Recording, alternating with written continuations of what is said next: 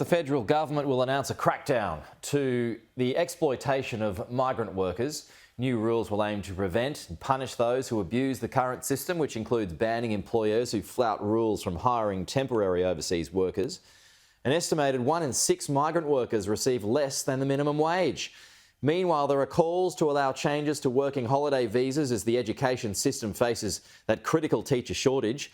Principals in Victoria are suggesting foreign teachers to be able to skip compulsory agriculture labour so that they can stay in the classroom. Joining us live now, the Shadow Immigration Minister Dan Tehan. We'll pick it up there. Dan, good morning to you. Should those teachers be able to skip compulsory agriculture labour so that they can stay in the classroom? Morning, Pete, and wonderful to be with you again this morning. Well, what we're seeing is a direct result of the government having no plan when it comes to immigration.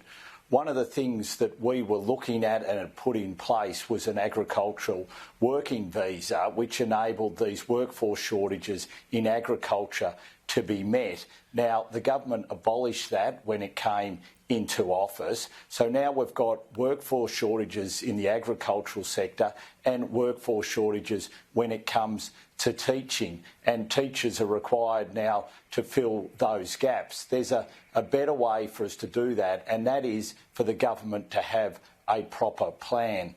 We need to be able to make sure we can get workers into the right areas with the right skill set. So we're not seeing that at all.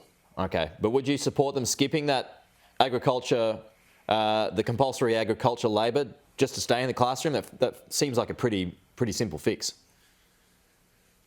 Well, it does, but the whole idea of the backpackers and the changes that were made to the backpacker rules were to make sure that we were getting an even distribution of backpackers across the nation and that they were working in a multiple of jobs if they wanted to stay for extra years. But what we were looking at was seeing, OK, well, if this system is leading to these perverse outcomes where you've got teachers having to pick potatoes, let's put an ag visa in place so we don't have these issues when it comes to picking potatoes, and let's see what we can do to address the workforce shortages in the classroom.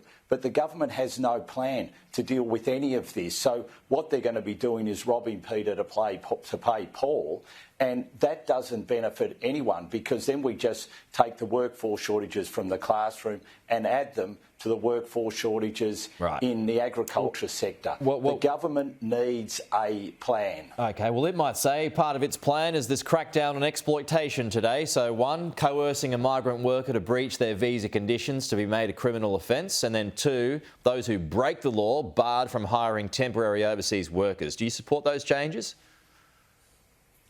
Absolutely. We do not want to see workers being exploited, whether they're Australian workers or whether they're migrant workers. No one wants to see workers exploited. So we'll look at this legislation very closely. What I can't understand is we had legislation introduced only last week. There just seems to be an ad hoc approach to the government, legislation here, legislation there. Once again, there just seems to be no plan. We've got 1.5 million migrants coming in over the next 5 years.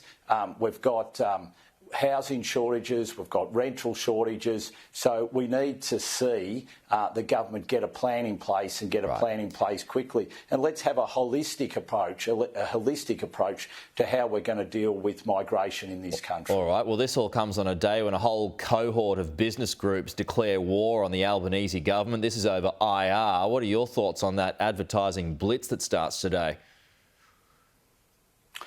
Well, employers are very, very concerned.